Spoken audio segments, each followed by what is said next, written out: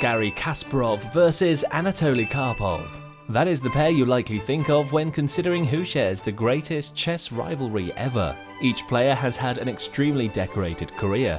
But what are the results of some of their legendary matchups? Let's check it out. This match took place during the 1984 World Championship. The first player to reach 6 wins would be crowned the winner. Since draws did not count, the pair had to play many games. This is the 32nd game of the matchup, which went as follows. Kasparov would open with white, moving his pawn to d4. This followed by black knight f6, pawn c4, pawn e6, knight f3, and then pawn b6. The last move was known as the Queen's Indian. Kasparov plays knight c3 followed by black bishop b7. Kasparov makes the decision to play pawn a3 in order to prevent the opposing bishop from moving to b4. Following this decision, Karpov plays pawn d5, which leads to a trade. Queen c2, knight d7, and now knight to d5 captures. Karpov takes back with a pawn, leading to bishop g5. This threatens the black queen, which causes Karpov to shield it with a pawn f6.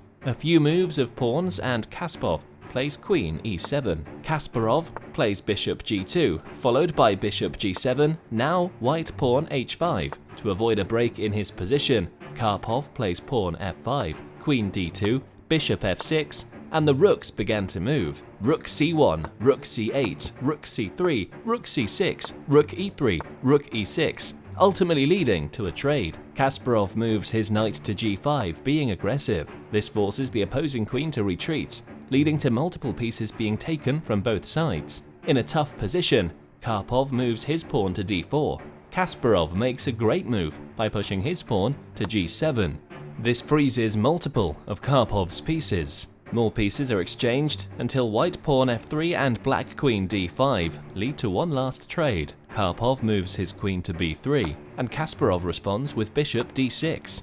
This causes knight e6, with a white knight moving to g5. Both bishops move, leading to even more trades. The queens now began to move, creating a few checks for Kasparov before the black queen retreats to a3. Kasparov counters with his own series of checks until his pawn advances to g5. This is the point where Karpov resigns due to the inability to stop the advancement of Kasparov's pawns. This game was extremely impressive because it was the first time Kasparov had beaten Karpov in the first 32 games. This momentum eventually allowed him to even the score to 5-3, still in favor of Karpov. However, the match was eventually suspended. This infuriated Kasparov, who believed he had the capability of winning it all. The passion would carry over to the second World Championship match. The two faced off in 1985. The format this time was 24 games, first to 12.5 wins.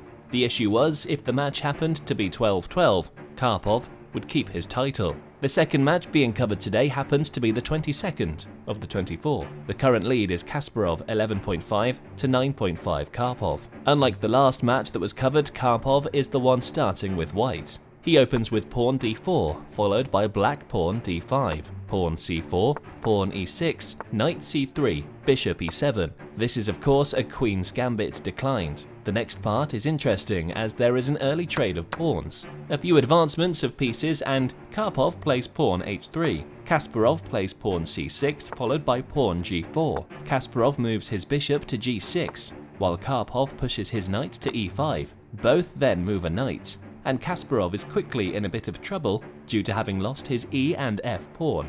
This leads Karpov to develop his pieces and castle his king. Kasparov tucks his king into h8. As Karpov's knight goes to e2, Kasparov attempts to get something going with pawn g5, while both bishops move. Karpov's queen goes to d3 while black knight jumps to a6. A few quick trades are made and Karpov advances his pawn to f4. This leads to another trade. Kasparov moves his rook to e8 as Karpov makes the interesting decision to simply advance his pawn to f5. The idea behind this move is to simply gain more space due to having an overwhelming advantage on that side of the board. Kasparov tries knight c7, with a rook f2 soon following. The knight advances more to d7, while Karpov keeps pushing his pawn forward.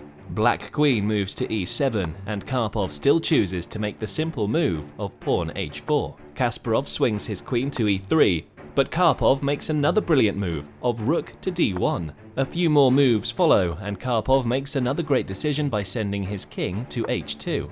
This move represents just how impressive and brilliant of a mind Karpov has. The plan he's developed is what quickly leads to the defeat of Kasparov in this game. In a few moves, he is able to send Kasparov's rook back to e7, sending his own rook to d3. Both knights move, and a few trades occur. Despite being down a pawn, Karpov decides to move his king to h3 instead of taking the pawn with his knight. Kasparov responds with rook e5, and Karpov still advances his king to g4. This brilliant move causes a chain of exchanges, which ultimately leads to Kasparov resigning.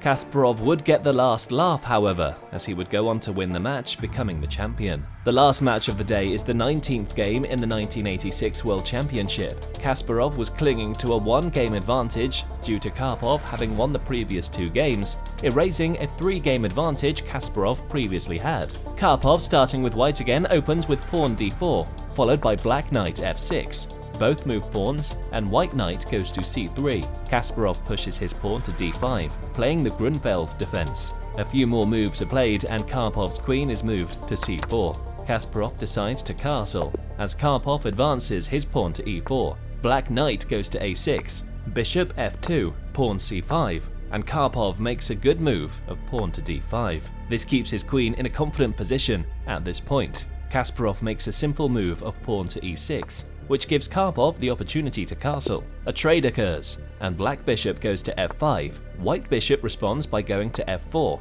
rook to e8, rook to d1, and Kasparov makes the aggressive move of knight to e4. Karpov moves his own knight to b5 as black queen goes to f6. This is followed by a small move of bishop d3. The black knight goes to b4, while the white knight moves backwards to c7. Multiple trades soon follow, and Karpov's rook goes to e1. Kasparov shifts his queen to b4 while the knight moves around to d2. The black queen moves left, and the other queen advances forward. This causes the queens to be traded, while the black bishop shoots to c3. Karpov's knight jumps to d2, leading to another trade. Both bishops shift around until white pawn advances to f3. Pawn goes to g5, once again causing a trade. Kasparov's knight hops to d6 while the white bishop chases on e7. After the black knight retreats, white bishop is able to steal away a pawn. Rook d8, rook e5, pawn f6, rook f5, pawn b6, bishop d4, knight e7, and bishop takes the pawn on f6. More pieces are shuffled around and the rooks are traded. At this point, the match is essentially over and Kasparov soon resigns. Like the last championship, Kasparov would still go on to win it all in the end. These games represent the intense rivalry shared between these two players. On any given day, either is better than the other. This level of competition is what makes chess so enjoyable to watch and study.